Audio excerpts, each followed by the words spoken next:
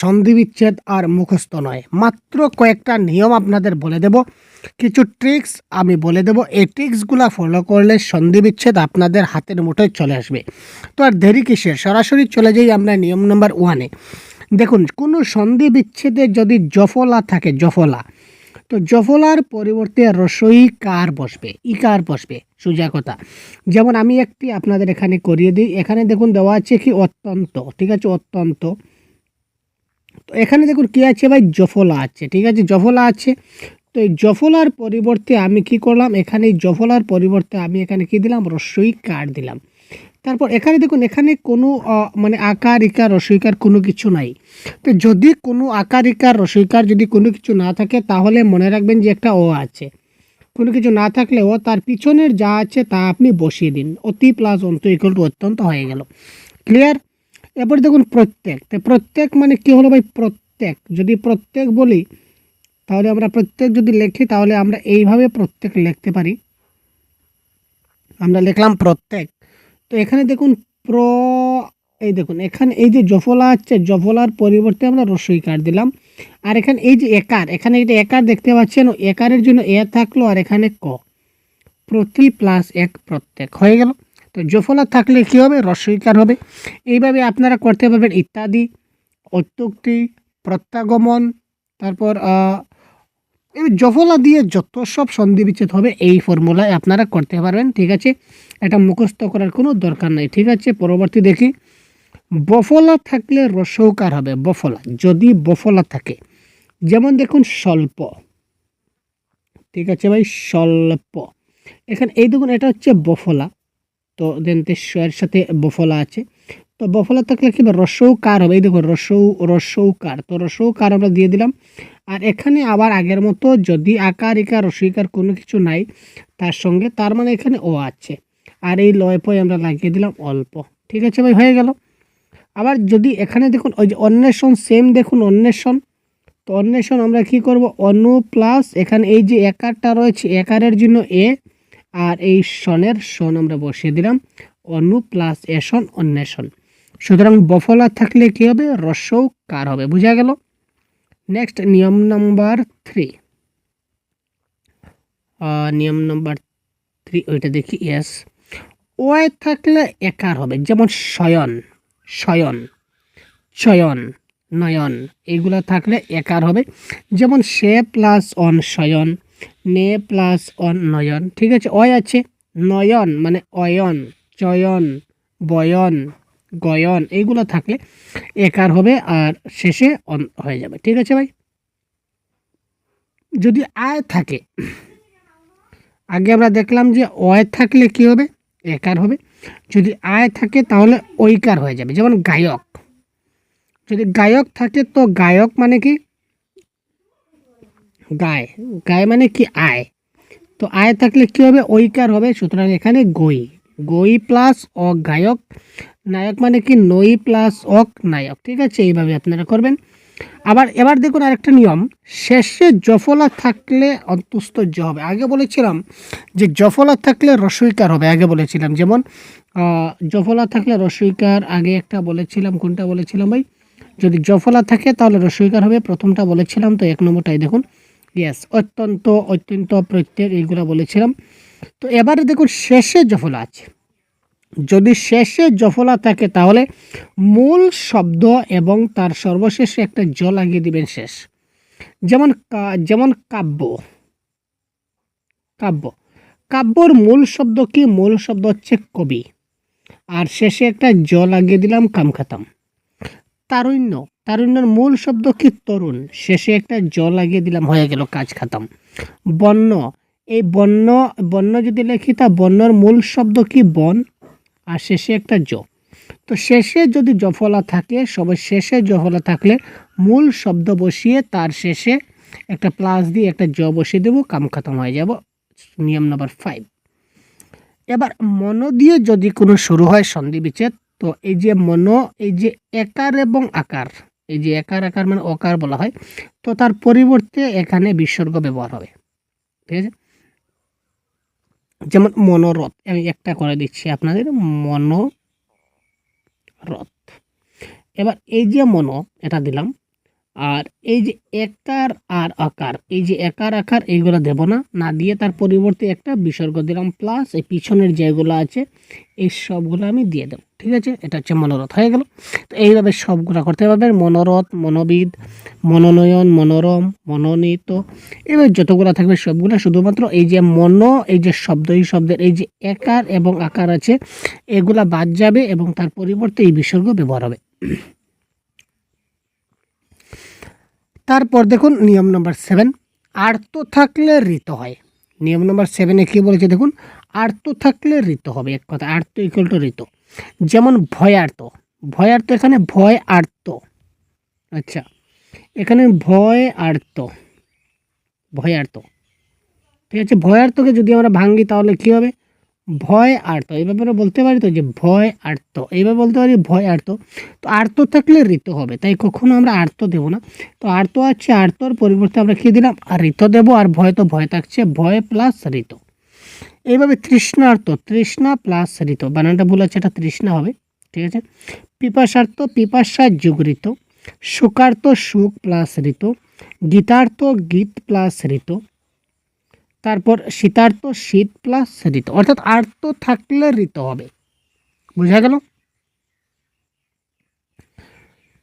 সন্ধিতে দুটি ব্যঞ্জন যদি যুক্ত অবস্থায় থাকে তাহলে প্রথম ব্যঞ্জনটির পরিবর্তে খণ্ডত্ব ব্যবহৃত হয়। যেমন আমি যদি বলি উচ্চারণ, কি বলেছে ভালো মতো বুঝি। যদি বলেছে যে কোনো দুটা ব্যঞ্জনধ্বনির সমান, অর্থাৎ সমান যুক্ত বর্ণ, সমান যুক্ত বর্ণ, যেমন চয় ছয়, ময় ময়, পয় পয়, কয় কয়, দয় দয়, ধয় দয়, যে কোনোটা থাক অসুবিধা নেই। অর্থাৎ উচ্চারণ যে প্রথম যেটা বর্ণ আছে, এখানে প্রথম বর্ণ কোনটা, চ, এই চটা আমি কাটলাম। ঠিক আছে, ছটা আমি কেটে চয়ের পরিবর্তে কী বসলাম, খণ্ডত্ব প্লাস পিছনে কে আছে ভাই, চারণ আছে, এখানে চারণ বসিয়ে দিন, উচ্চারণ হয়ে গেল। নেক্সট যদি আমি বলি তাহলে আমি বলবো স্যার উল্লাস, উল্লাস। এখানে প্রথম যে ল আছে একটা ল, প্রথম লটা কেটে দিন, প্রথম লটা কেটে আমি খণ্ডত্ব বসালাম। আর পরে কি আছে, মেরে বালি চাপা দিয়ে দেবো, লাশ করে দেবো, লাশ আছে ভাই। তো সুতরাং উত প্লাস লাশ, উল্লাস হয়ে গেল। ঠিক আছে, আচ্ছা। তো এইভাবে দেখুন সজ্জন, যাবজ্জীবন, সচ্চরিত্র, এই যতগুলো থাকে না কেন এইভাবে আপনারা করতে পারবেন। ঠিক আছে, নেক্সট এবার দেখি, যদি কোনো সন্ধি বিচ্ছেদে খণ্ডত্ব থাকে তো তার পরিবর্তে দ্বয় হস ব্যবহার হবে। যেমন যদি বলি তৎসম শব্দ, তৎসম, এখানে এই যে খণ্ডত্ব আছে, খণ্ডত্বর পরিবর্তে আমরা কি ব্যবহার করব, এই দ্বয় হস ব্যবহার করব, প্লাস যা আছে পিছনে তা থাকবে, সমস্যা নেই। ঠিক আছে, আবার যদি বলি তৎপর, এখানেও সেম, এই খণ্ডত্বর পরিবর্তে দ। শরৎকাল, ঠিক আছে, শরৎকাল, এখানে এই শরৎকালের এখানে এই খণ্ডত্বের পরিবর্তে আমরা দ্বয় হস বসালাম, আর বাকি আমরা যা থাকলো সবগুলা থাকবে। ঠিক আছে ওই নেক্সট, যদি অকার থাকে, একারে এবং আকারে যে অকার আছে, অকার থাকলে রস্যউ হবে। অকার থাকলে কি হয়, রস্যউ হয়, আমরা জানি। তো এখানে দেখুন সূর্যোদয়, তো এখানে কী হবে, সূর্যোদয়। তো আমি একটু লিখে দিচ্ছি আপনাদের, এখানে সূর্যোদয়টা লিখলে ভালো হবে।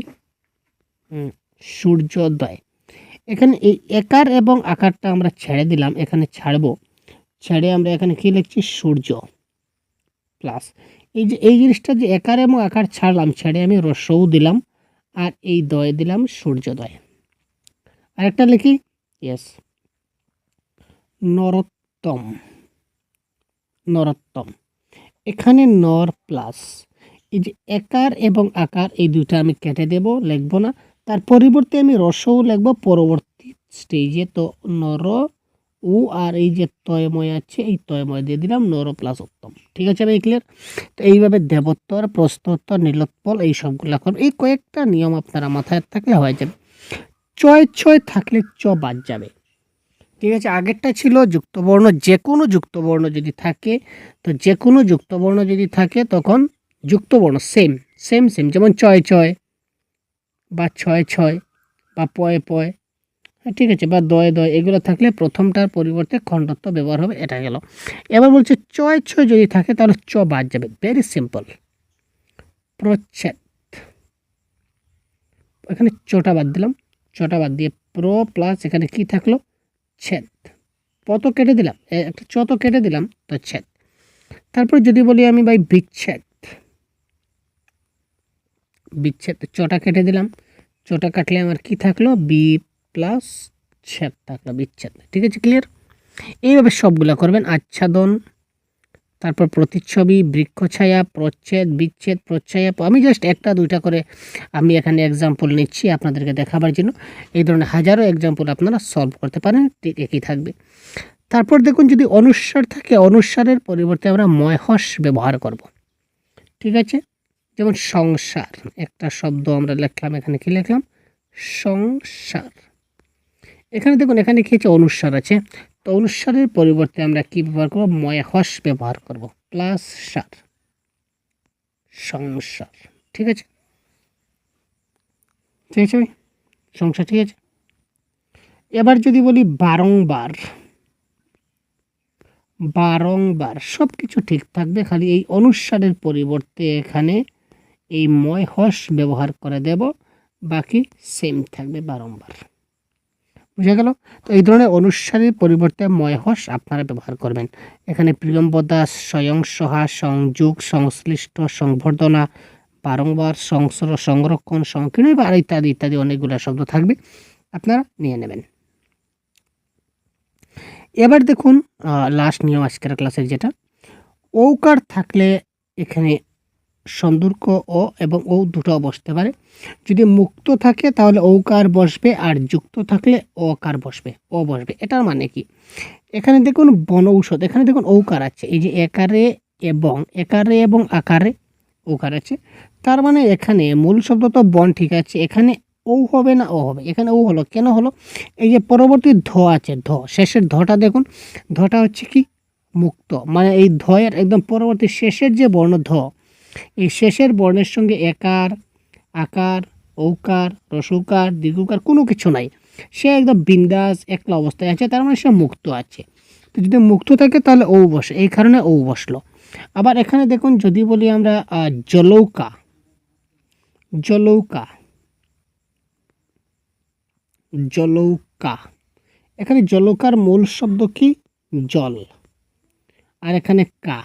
ঠিক আছে, এখানে এই অ এবং ও দুটার থেকে একটা বসবে। আমরা বলেছিলাম যে স্যার যদি যুক্ত হয় তাহলে অ বসবে, এখানে তো যুক্ত আছে, এই যে শেষের ক, এর সঙ্গে আটা কিন্তু যুক্ত আছে, সুতরাং এখানে অ বসবে, তাই এখানে জলৌকা। ঠিক আছে, তো এইভাবে দেবৌষধ, লোকৌষধ, মন্ত্রৌষধি, মহা ঔষধ এইগুলো আপনারা করতে পারেন। ঠিক আছে, এই কয়েকটা নিয়ম আপনাদের দেখিয়ে দিলাম আমি আজকের ক্লাসে, আশা করি আপনারা বুঝতে পারছেন। তারপরেও যদি কোনো একটা নিয়মে যদি আপনাদের বুঝতে অসুবিধা হয় বা কোনো একটা নিয়ম যদি আপনারা বুঝতে পারেননি, তাহলে অবশ্যই কমেন্ট বক্সে জানাবেন, আমাদেরকে জানাবেন। ঠিক আছে, বা হোয়াটসঅ্যাপের মাধ্যমে জানিয়ে দেবেন, আমরা আরও ডিটেলস আপনাকে সম্পূর্ণটা বুঝিয়ে দেওয়ার চেষ্টা করব। ঠিক আছে, তো পরবর্তীতে অন্য একটা ক্লাসে খুব শীঘ্রই আপনাদের সঙ্গে আবার কথা হচ্ছে। ততক্ষণ ভালো থাকবেন, সুস্থ থাকবেন, সঙ্গে থাকবেন, আমাদের চ্যানেলটাকে সাবস্ক্রাইব করবেন। ধন্যবাদ।